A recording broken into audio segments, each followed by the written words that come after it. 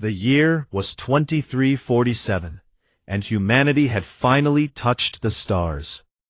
After centuries of war, disease, and slow rebuilding, the people of Earth had done what no one thought possible. They had built ships that could cross the emptiness between stars in days instead of lifetimes. They had settled colonies on distant worlds, and now, for the first time, they had been invited to speak before the most powerful body in the known galaxy.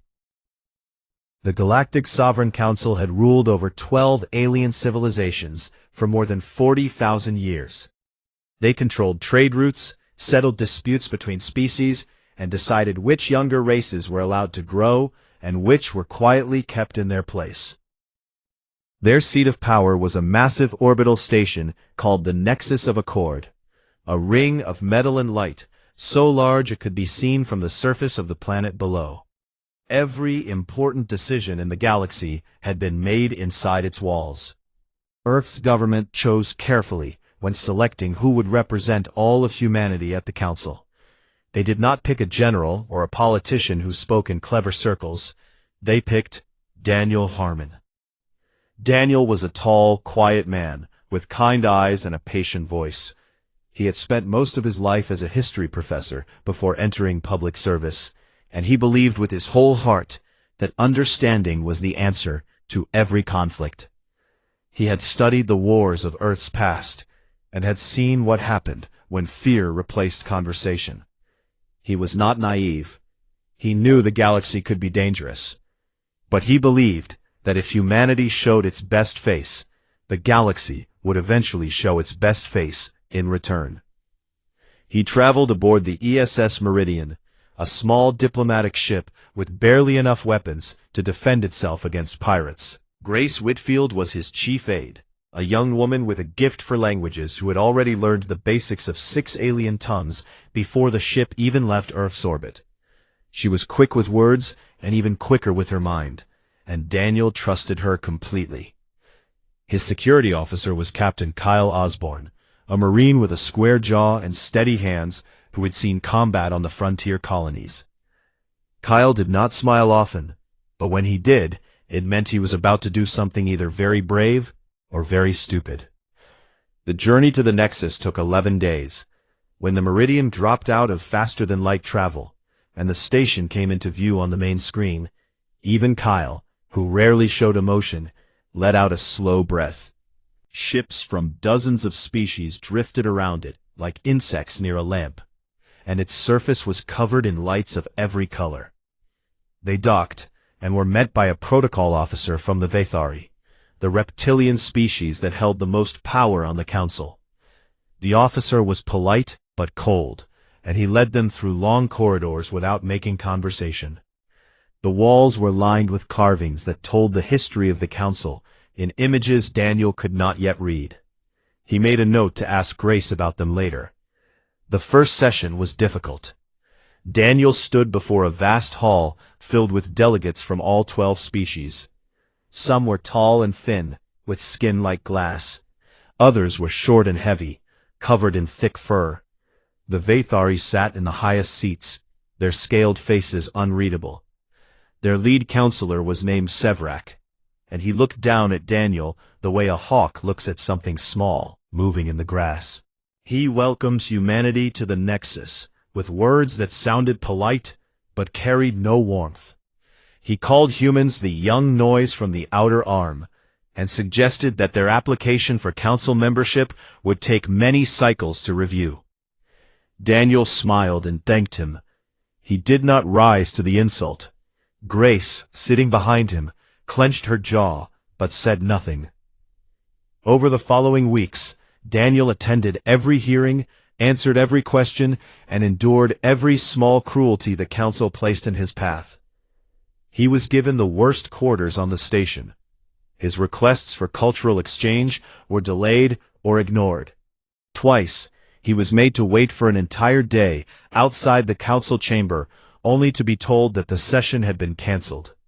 Through it all, he remained calm and kind. Not everyone on the council was hostile. The Olani, a beautiful aquatic species whose skin glowed with soft blue light, seemed genuinely interested in humanity. Their delegate, a graceful being named Tessara, invited Daniel and Grace to a private meal in the Olani quarter of the station. The room was filled with water features and soft light, and Tessara asked them about human music, human painting, and the stories humans told their children. Grace played a recording of a piano sonata, and Tessara closed her many eyes and listened without moving until the last note faded. "Your species feels deeply," Tessara said quietly. "That is rare in this galaxy. Be careful with it here." Daniel thanked her and asked what she meant, but Tessara only smiled and changed the subject. What Daniel did not know was that behind the public sessions, a very different conversation was taking place. Sevrak had gathered the inner circle of the council in a sealed chamber where no recording devices were allowed. He stood before them and laid out his case with the cold precision of someone who had already made up his mind. Humans, he said, were not like the other young species the council had absorbed over the millennia. Most species took thousands of years to develop interstellar travel. Humans had done it in less than 300. Their population was growing fast, their colonies were spreading, and their history was filled with war, conquest, and the overthrow of every authority that tried to hold them down. If humanity was given a place at the council table, Sevrak argued, it would only be a matter of time before they tried to take the head seat. Some councilors pushed back. The Olani delegate protested. A few of the smaller species argued that the council existed to include, not to exclude. But Sevrak was persuasive, and fear was a powerful tool. One by one, the votes came in. The decision was made quietly, without drama, the way the worst decisions in history are always made. They would kill the envoy. The day came for Daniel's final address. He had worked on his speech for weeks, polishing every word with Grace's help. He stood at the great podium in the center of the council hall, looked out at the thousands of alien faces watching him, and began to speak. He talked about the beauty of a galaxy with so many different kinds of life. He talked about the mistakes humanity had made and the lessons it had learned. He talked about hope. He was halfway through a sentence about shared futures when the lights went out. The darkness lasted only a few seconds. When the lights returned, Daniel Harmon was on the floor. An energy blade of Vithari design had been driven through his chest. His eyes were still open, still kind, still surprised. Grace screamed his name and ran to him. Kyle drew his weapon and was immediately surrounded by council security. The hall erupted in chaos, but it was the controlled chaos of a plan already in motion. Within minutes, the human delegation was detained. Within an hour, the council released a statement saying that a lone individual, acting alone, had killed the human envoy. The matter, they said, was closed. Kyle fought the guards and was beaten for it. Grace held Daniel's hand as it grew cold and made a promise to him that she did not say out loud. The ESS Meridian was ordered to leave council space before the next cycle. As the ship pulled away from the Nexus of Accord, Grace sat alone in Daniel's empty quarters, holding the data chip that contained his unfinished speech. Kyle stood on the bridge, staring at the station growing smaller on the screen, his bruised face completely still. Nobody on the Meridian spoke for a long time. Every person on that ship already knew what was coming. The galaxy had answered humanity's open hand with a blade. And humanity, for all its patience, for all its hope, had never been a species that accepted silence as an answer. The stars outside the window burned cold and steady, and the Meridian flew toward home, carrying a dead man, a broken promise, and the beginning of a war that would shake every corner of the known galaxy. The silence after the Battle of Sol lasted only a few hours, but to the people who had spent 4 days underground, listening to the sounds of war above them, it felt like a lifetime. When the all-clear signal finally came, broadcast in Grace Whitfield's tired but steady voice, people climbed out of shelters and looked up at a sky that was still smudged with smoke and streaked with the fading trails of falling debris. Earth was wounded, but it was alive. The first weeks after the battle were chaos. Coastal cities along the Pacific had suffered catastrophic flooding from the kinetic impacts. Millions of people needed food, shelter, and medical care. The orbital infrastructure that humanity had spent decades building was shattered. Wreckage from thousands of destroyed ships, both human and alien, drifted in slow, dangerous clouds around the planet. Cleanup crews worked around the clock, and every ship that could still fly was pressed into relief operations. But even as Earth tended its wounds, the war continued to end in places far from home. The Galactic Sovereign Council, which had ruled known space for 40,000 years, was dying. The defeat at Sol had shattered the myth of Council invincibility. The species that had stayed loyal to Sevrak's coalition had done so out of fear, and fear only works when the thing you are afraid of looks strong. After 6,000 warships failed to take a single planet from a species the Council had called primitive, that strength was gone. Within a month of the battle, 2 more species withdrew from the Council. Their delegates did not even bother with formal announcements. They simply stopped attending sessions and recalled their fleets. The Nexus of Accord, once the center of galactic power, grew emptier with each passing week. Entire wings of the station went dark as delegations packed up and left. Sevrak himself disappeared the night the last loyal species announced its withdrawal. He took a small personal shuttle and fled into the outer territories, hoping to vanish among the countless stations and outposts that dotted the edges of known space. For 3 months, no one knew where he was. It was the Drenari who found him. Their intelligence network, built during centuries of living under Council occupation, reached into corners of the galaxy that even the Vaethari had forgotten. A Drenari operative tracked Sevrak to a remote mining outpost in an uninhabited system, living under a false identity and working as a cargo inspector. The operative sent the coordinates to the Joint Command, and a small team was dispatched to collect him. Sevrak did not resist when they came. He looked older than anyone remembered, his once proud scales dull and cracked, his eyes flat and empty. He said nothing during the transport. He said nothing when he was brought to the Olani homeworld, where the Joint Tribunal had been established to try those responsible for the crimes of the Council.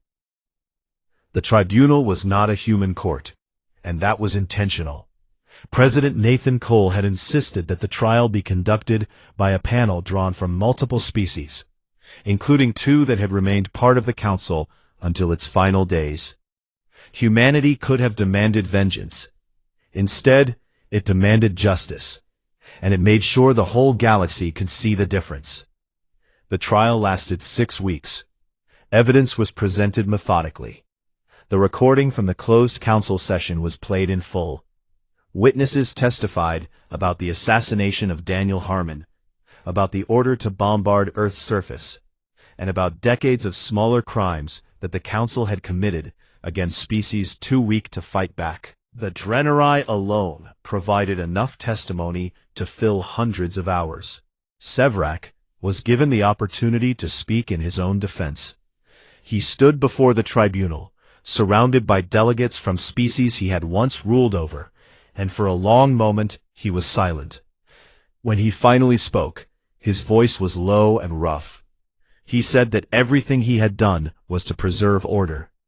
He said that the galaxy was vast and dangerous, and that without a strong hand to guide it, civilizations would tear each other apart.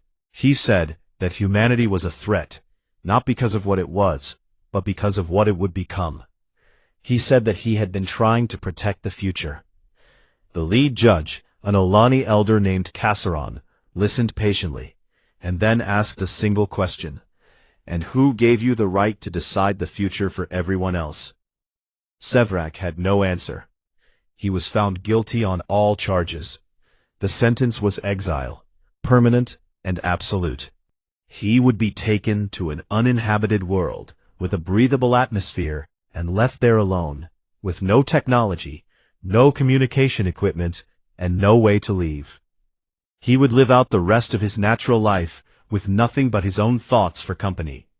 The galaxy watched as his transport departed and vanished into the dark between stars, and then it turned its attention to what came next. What came next was harder than the war. Building something new from the wreckage of something old is never simple, and the old order of the galaxy had been in place for so long that most species had forgotten there had ever been anything else. But Nathan Cole, tired and gray-haired and more determined than ever, worked alongside Tessara and representatives from 11 other species to draft the charter for a new governing body. They called it the Interstellar Accord. Every species, regardless of age or military power, would have one equal voice. There would be no permanent seats of authority and no closed sessions. Every debate would be recorded and made available to every citizen of every member world. Decisions would be made through open discussion and transparent voting. And at the very top of the charter, written in the languages of every founding species, was a single absolute law. Violence against diplomatic envoys would be considered the highest crime in known space, punishable by the full collective force of the Accord. They called it the Harmon Doctrine. Tessara was elected as the first chairperson of the Interstellar Accord. She accepted the role with quiet grace, standing before the assembled delegates in a hall that was simpler and smaller than the nexus of Accord had been, but somehow felt larger. She spoke about the future in words that reminded many of Daniel Harmon, and more than a few delegates wiped their eyes, even those whose species did not cry the way humans did. The people who had fought the war found their own ways forward. Admiral Christopher Dunn retired from military service the day the Accord Charter was signed. He returned to his family home on the coast of Maine, a small house overlooking the ocean that he had not seen in years. He was spotted sometimes walking along the shore in the early morning, watching the waves. He wrote a series of papers on military strategy that became required reading in academies across human space, but he gave no interviews and attended no ceremonies. When a reporter once asked him what he wanted people to remember about the war, he said only, "Remember what started it. Remember why we stopped." Megan Holt was given command of the Accord Defense Fleet, a new joint force crewed by humans and aliens together. Its mission was not conquest, but protection. A standing force designed to ensure that no single species could ever again hold the galaxy by fear. Her flagship was a new vessel, built in the shipyards of Jupiter from designs contributed by 6 different species. They named it the ESS Harmon. Megan touched the nameplate on the bridge the first time she saw it, and stood there for a moment in silence before taking her seat. Grace Whitfield was appointed as humanity's first permanent representative to the Interstellar Accord. She brought Daniel's unfinished speech with her to every session, kept on the same small data chip she had carried since the day he died. When a young aide once asked her why she still carried it, she said it reminded her of 2 things: what they had almost lost, and what they had managed to build despite losing it. Kyle Osborne was the most decorated Marine in human history, but he wore no medals and attended no parades. He turned down every promotion and every public appearance that was offered to him. Instead, he requested assignment to the training command, where he spent his days teaching the next generation of soldiers. His recruits learned quickly that he was not interested in glory or war stories. On the first day of every new training cycle, he stood before them and said the same thing: "We train for war so that peace has teeth. Never forget that the goal is always to make sure nobody has to do what we did." Some of his recruits said he looked sad when he said it. Others said he looked proud. Most agreed it was probably both. On the first anniversary of the war's end, a memorial was unveiled in Geneva on the grounds where the old United Nations building had once stood. It was not grand or elaborate. It was a single hand cast in silver, reaching upward toward the sky, its fingers open as if offering something to the stars above. At its base, carved into stone, were words that Grace had written, for Daniel Harmon, who reached out to the stars and was struck down, for those who rose in his name, for every world that chose to stand. People came from across the galaxy to see it, humans and Olani, and Drenari, and species whose names were still new to human ears, stood together in the plaza and looked up at the silver hand catching the sunlight. Some spoke quietly to each other. Some said nothing at all. A few left small tokens at the base, flowers and stones and folded pieces of paper with words written in languages that most of the crowd could not read. Grace stood near the back of the gathering, watching. She held the data chip in her hand, turning it slowly between her fingers. Beside her, Kyle stood with his arms at his sides, his face still and calm, looking at the memorial with an expression that was impossible to read. "Do you think he would be proud of us?" Grace asked quietly. Kyle thought about it for a long time.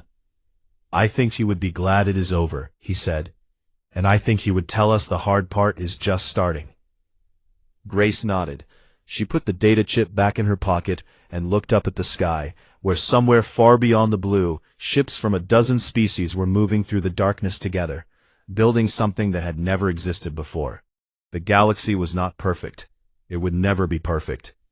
Old wounds between species would take generations to heal. There would be arguments and disagreements, and the slow, difficult, frustrating work of learning to trust beings who looked nothing like you and thought nothing like you, and yet wanted the same things you wanted: safety, dignity, and the chance to see what lay beyond the next horizon. But for the first time in 40,000 years, the galaxy was free.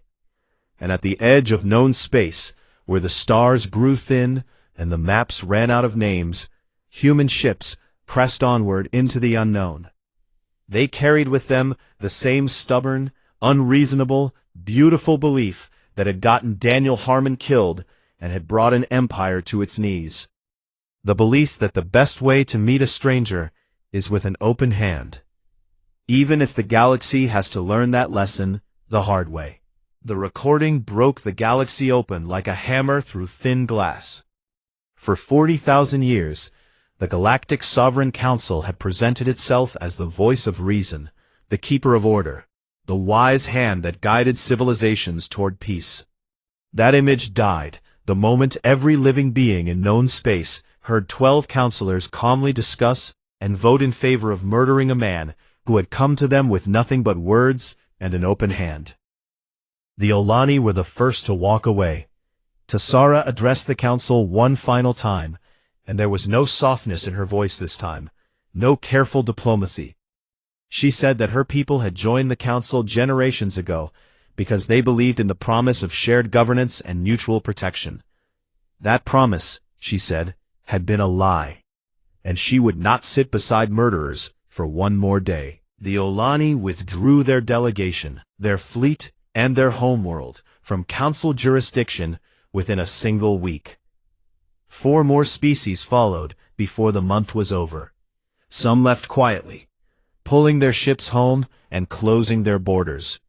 Others left loudly, broadcasting their own grievances against centuries of council manipulation. The Drenari, already allied with humanity, used their knowledge of council systems to help the departing species sever their communication and trade links cleanly, so the council could not retaliate through economic pressure. A coalition was forming. Not a human empire, not a new version of the council, but something looser and more honest. Admiral Christopher Dunn established a joint operations center on a liberated space station in neutral territory. For the first time, human officers worked side by side with Olani navigators, Drenari intelligence analysts, and soldiers from species whose names most humans could not yet pronounce. The command structure was messy, and the cultural barriers were enormous, But they shared one thing that held them together. They had all been wronged by the same people, and they were all tired of being afraid. Sevrak watched the coalition grow, and felt the ground shifting beneath his feet. The council that he had spent his life building and controlling was falling apart, and every move he made to hold it together seemed to push another piece away. He stopped sleeping. He stopped attending public sessions.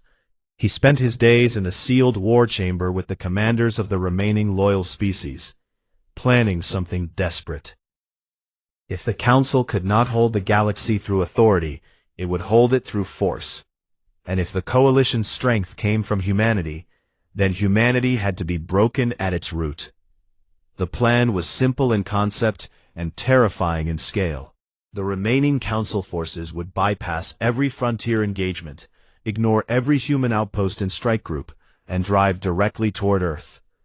If the human homeworld fell, Sevrak believed, the rest would follow.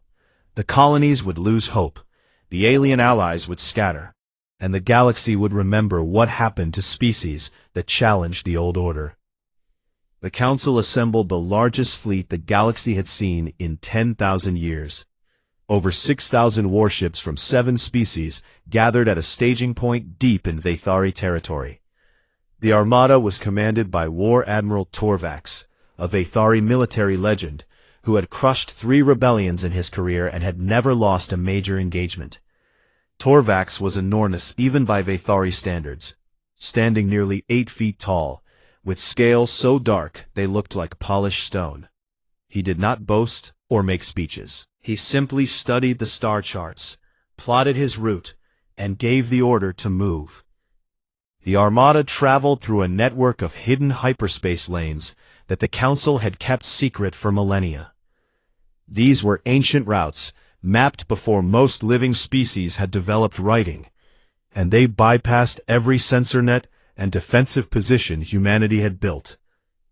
The fleet moved in complete communication silence. No signals, no leaks. They emerged in the Sol system on a quiet Tuesday morning.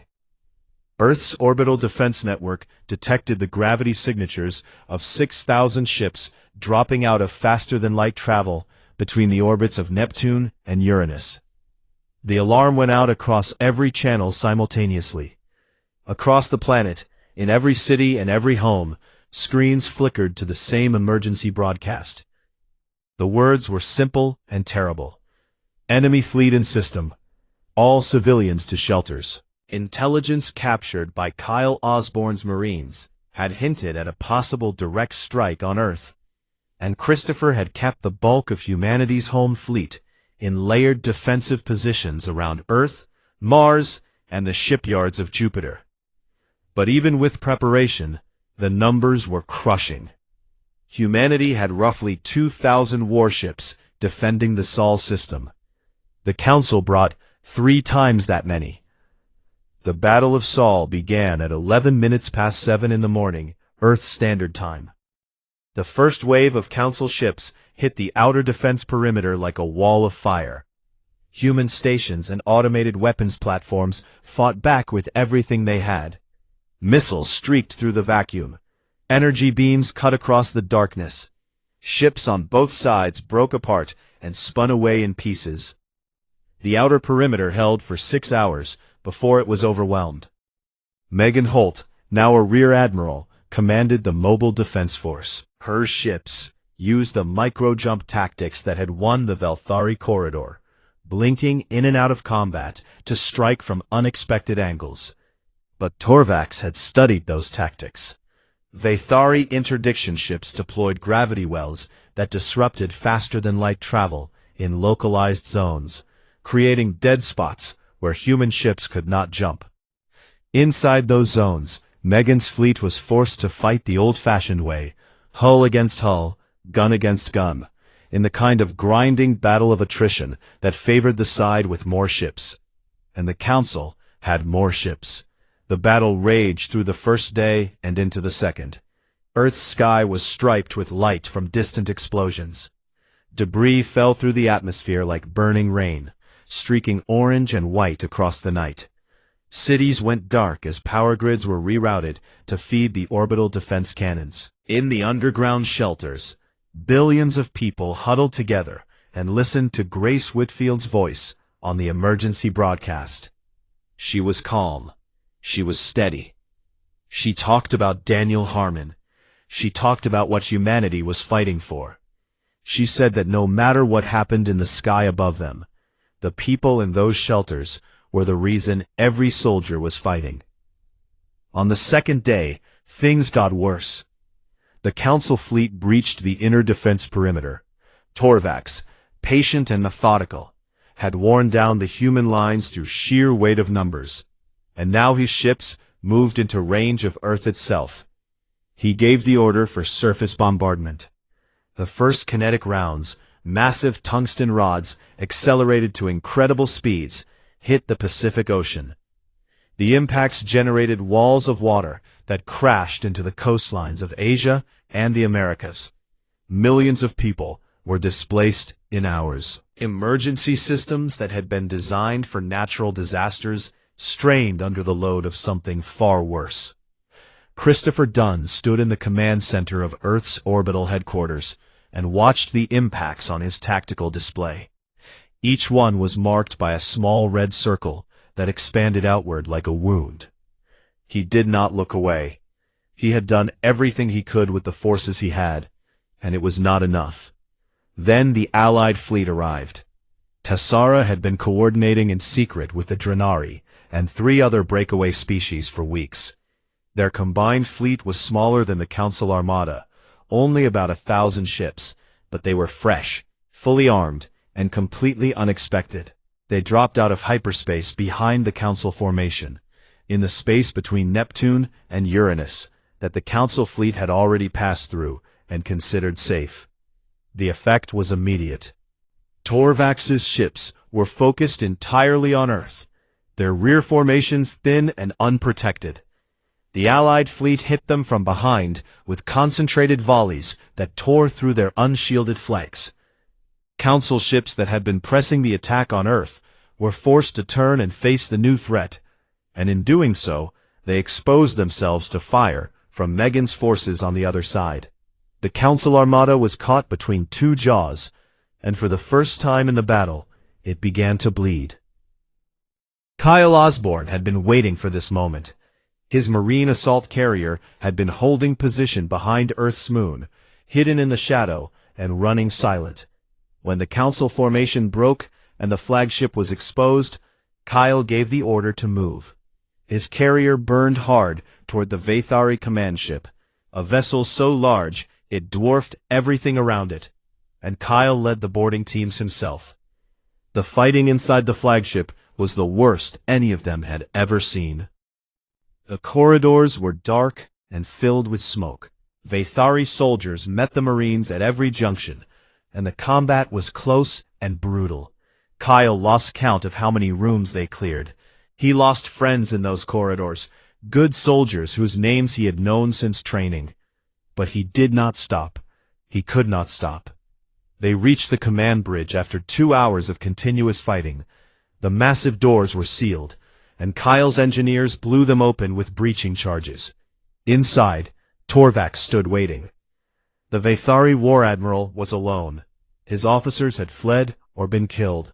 He stood in the center of the bridge like a statue carved from dark stone, and he looked at Kyle with something that might have been respect or might have been contempt. Kyle was bleeding from a wound in his side. His armor was cracked. Torvax was twice his size and wore the heaviest armor the Vathari made. None of that mattered.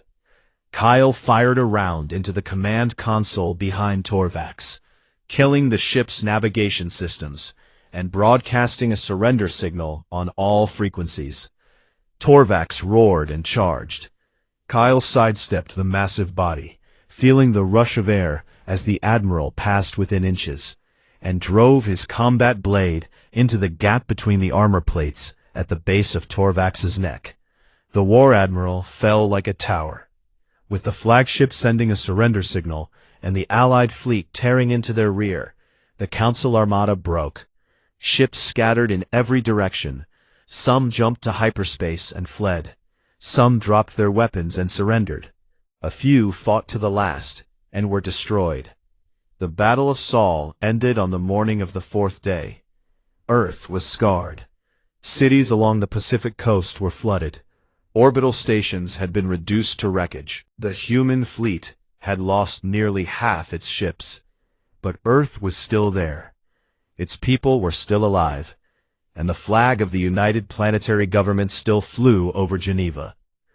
Kyle Osborne sat on the deck of the captured Vathari flagship, his back against a wall, his hands covered in blood that was both his and not his, and he stared at nothing for a very long time. Outside the viewport, the sun was rising over the curve of the earth, golden and warm, painting the clouds in shades of orange and pink. It looked the same as it always had. It looked like home. Sevrak laughed when he read the human declaration of war. He actually laughed, a dry, rasping sound that echoed through the Vathari command chamber.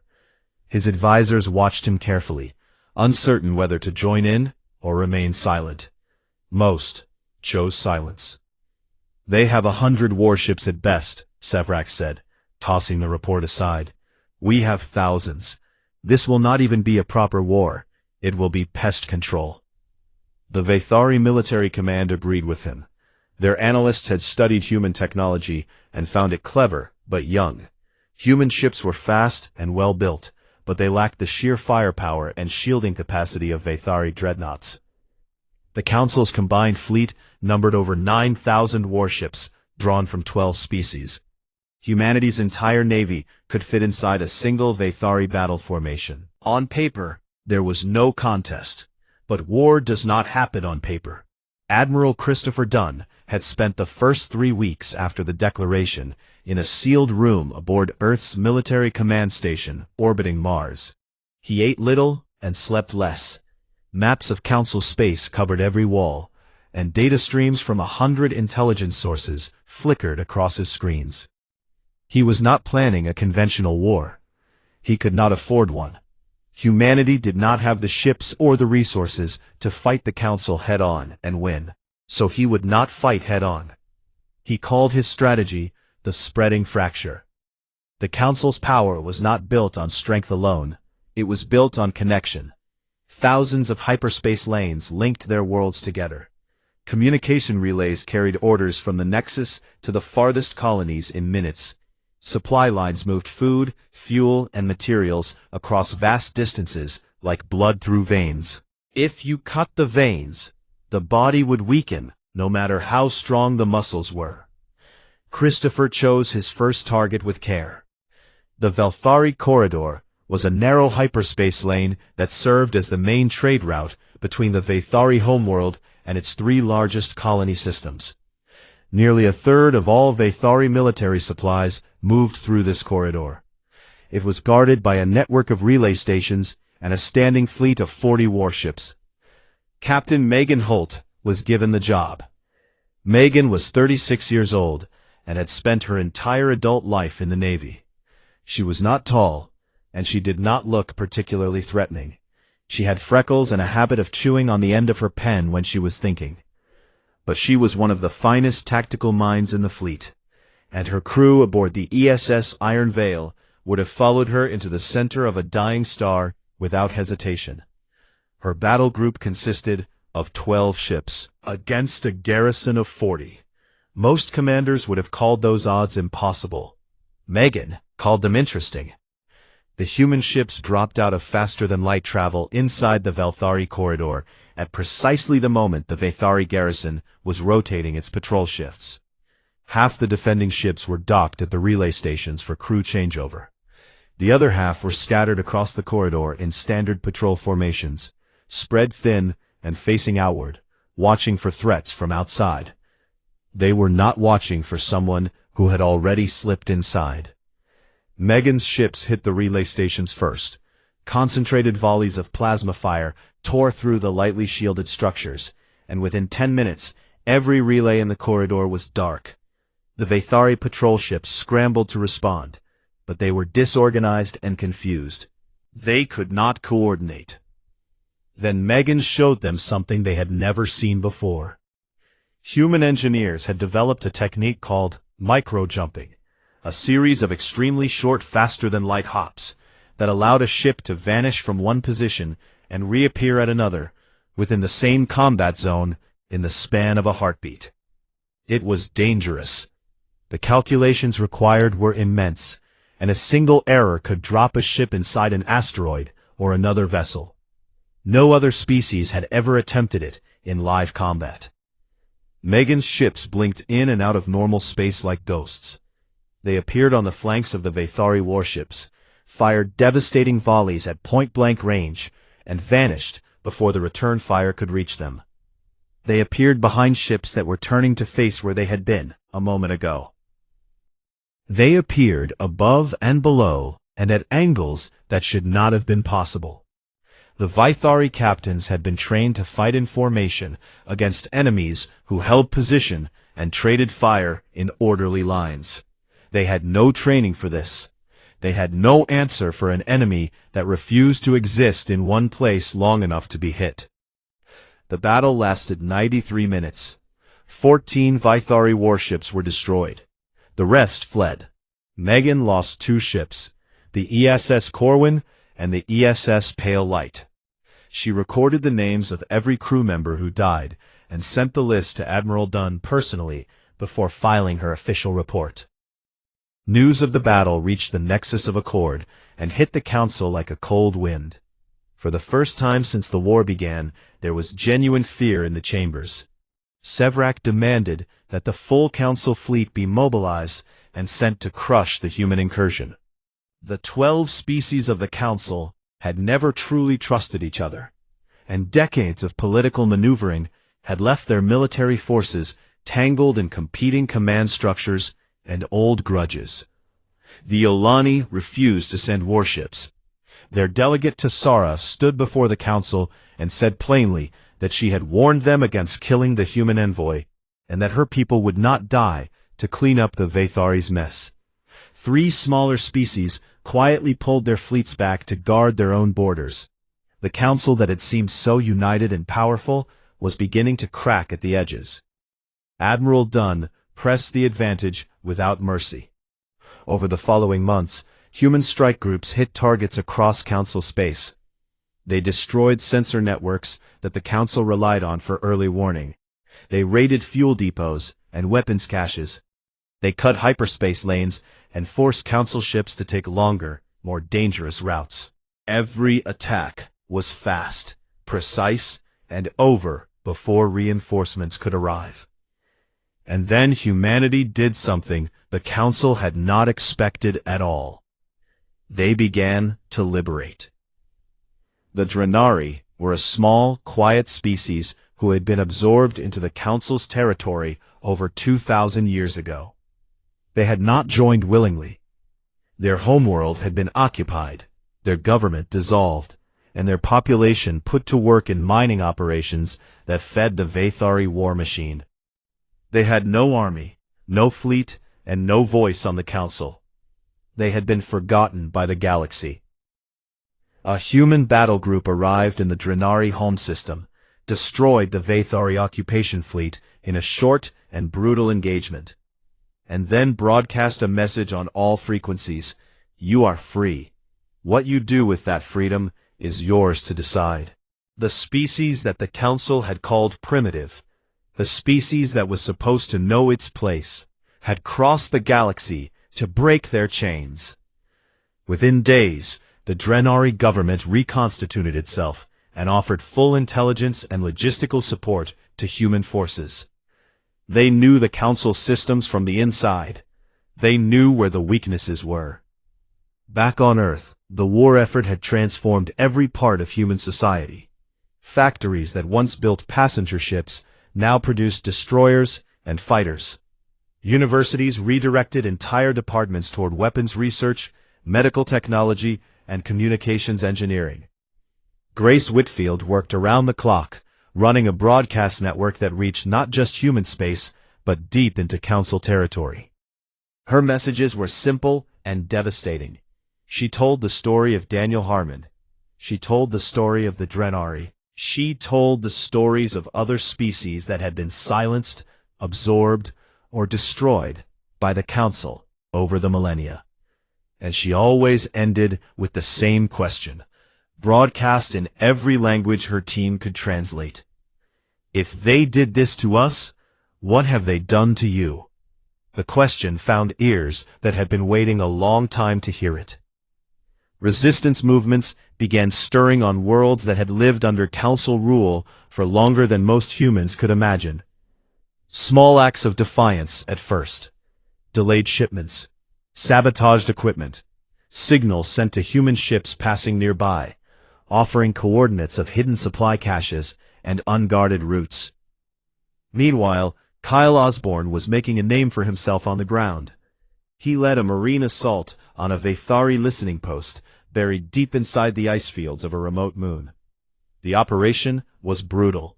Temperatures dropped far below freezing, and the Vathari defenders fought with the viciousness of cornered animals.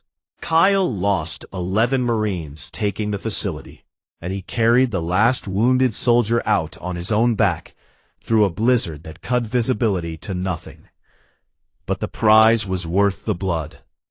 Inside the listening post, his team recovered a complete archive of classified Council communications. And buried in that archive was a recording that would change everything. It was the recording of the closed Council session where the vote to assassinate Daniel Harmon had been taken. Every voice was clear. Every vote was recorded. Sevrak's cold, precise arguments, the objections of the Olani delegate, the silence of those who chose to say nothing. And the final count, a majority in favor of murder, delivered with the same quiet formality as a vote on trade tariffs. Kyle sent the recording to Grace. Grace listened to it once, then played it again to make sure she had heard it correctly. Then she walked into her broadcast studio, sat down in front of the camera, and transmitted it across every frequency humanity could reach. She did not add commentary. She did not need to. The recording played in council chambers and in underground shelters and on ships drifting between stars. It played in the homes of species that had believed their government was just. It played for the Olani, who heard their own delegates' protest ignored. It played for the Drenari, who heard themselves mentioned as an example of what happens to species that resist. The galaxy listened to the truth, and the truth was uglier than anyone had imagined. And in his chambers aboard the Nexus of Accord, Sevrak watched the broadcast and understood for the first time that he had not just killed an envoy. He had started a fire that he could not put out. The ESS Meridian arrived at Earth on a gray morning in October. There was no celebration waiting for it. There were no crowds cheering at the orbital docks. There was only silence and the slow, heavy process of carrying a body home. Daniel Harmon's casket was draped in the blue flag of the United Planetary Government and brought down to the surface on a shuttle that landed in Geneva, where the Senate building stood tall against the mountains. Grace Whitfield walked behind the casket. Kyle Osborne walked beside her, his face still bruised and swollen from the beating he had taken on the Nexus. Neither of them had slept in days. The footage from the council chamber had been recovered from the Meridian's communication logs. It was incomplete, just a few seconds of video before the lights cut out and a still image taken after they came back on. But it was enough. Every news network on Earth and across the colonies played it on a loop. Daniel standing at the podium. Daniel speaking about hope. Then darkness. Then Daniel on the floor, the light gone from his eyes.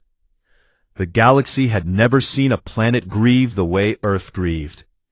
Grace gave her testimony 3 days later. She stood on the steps of the Senate building in the cold autumn air and spoke for 47 minutes without stopping. She described every insult the delegation had endured. She described the way Sevrak had looked at Daniel, the way the council had treated them like insects begging for permission to exist. She described how Kyle had demanded answers after the killing and had been beaten unconscious by council guards, while she was held back and forced to watch. She described how the council had wrapped Daniel's murder in a neat little lie, and told humanity to go home and be quiet. Her voice did not shake. Her eyes did not fill with tears. She spoke with the steady, clear tone of someone who had moved past sadness and arrived at something harder. The people of Earth listened, and something changed inside them. President Nathan Cole was a careful man. He had been elected on promises of stability and growth, not war. He was in his late 50s, with gray hair and a face that showed every difficult decision he had ever made. When the news first reached him, he had sat alone in his office for an hour before speaking to anyone. He believed in process. He believed in giving the other side a chance to make things right. He sent a formal message to the Galactic Sovereign Council, demanding a full and transparent investigation into the death of Daniel Harmon. He asked for the extradition of those responsible. He asked for a meeting between human and council representatives to discuss a path forward. The council did not reply. He sent a second message, worded more firmly. Again, nothing. He sent a third message, this time through every diplomatic channel humanity had access to, including a direct appeal to the Olani, and 2 other species known to be sympathetic. The Olani responded privately with an expression of sorrow, but said they could not act against the council's decision. Everyone else was silent. Inside the Senate, the mood was shifting fast. Senator Laura Bishop had been one of the first voices calling for action. Laura was a woman in her mid-40s, with sharp features and a voice that could cut through any room. She had served in the Navy before entering politics, and had lost her older brother during a skirmish with Vathari patrol ships near the frontier 5 years earlier. His death had been ruled an accident. She had never believed it. Laura stood before the Senate and made her case without emotion and without apology.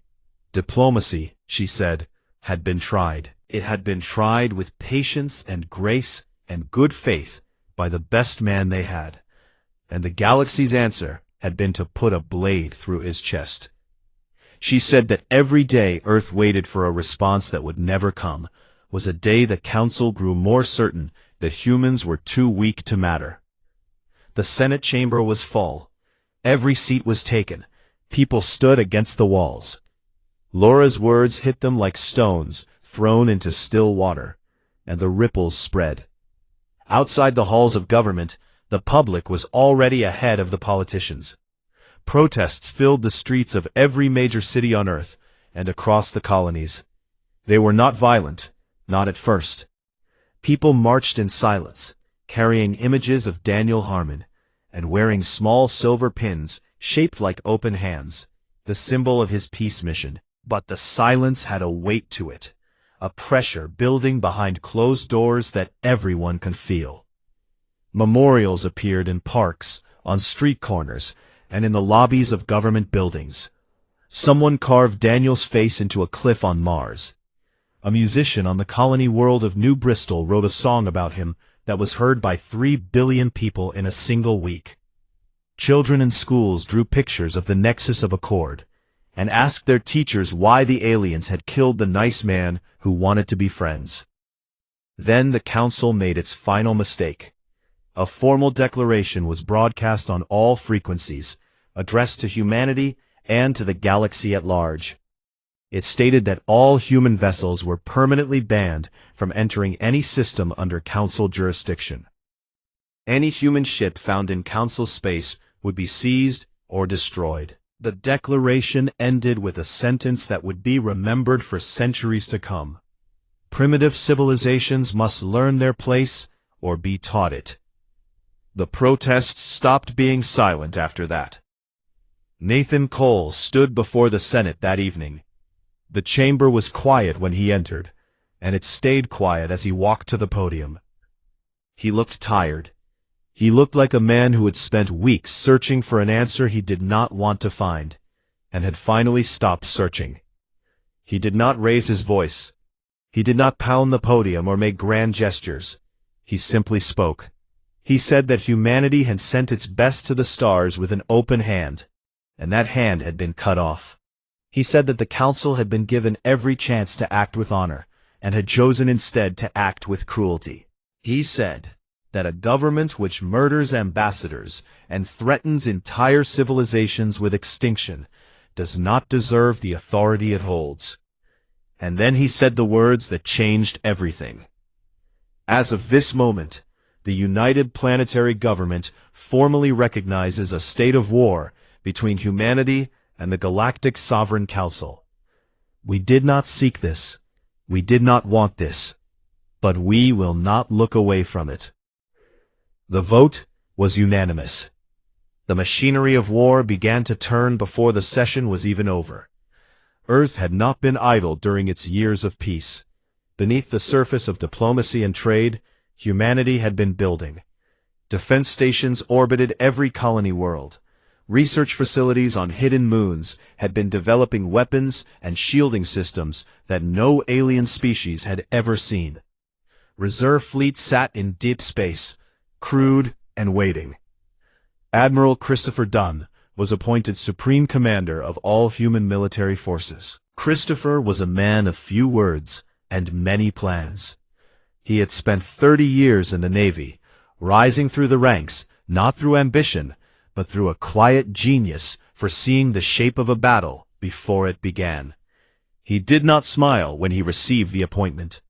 He simply nodded and asked for the latest intelligence reports. His first order was simple. Every human ship in neutral space was to return home immediately. All military reserves were activated. All shipyards were to begin producing warships at maximum capacity. Civilian transport lines were suspended. The entire economy of human space shifted in a single week, from peacetime to full mobilization. Grace Whitfield was appointed as Wartime Communications Director. Her job was to make sure that humanity and the galaxy knew the truth about why this war was being fought. She accepted the role without hesitation. She kept Daniel's unfinished speech on a data chip in her pocket and touched it sometimes when she needed to remember what they were fighting for.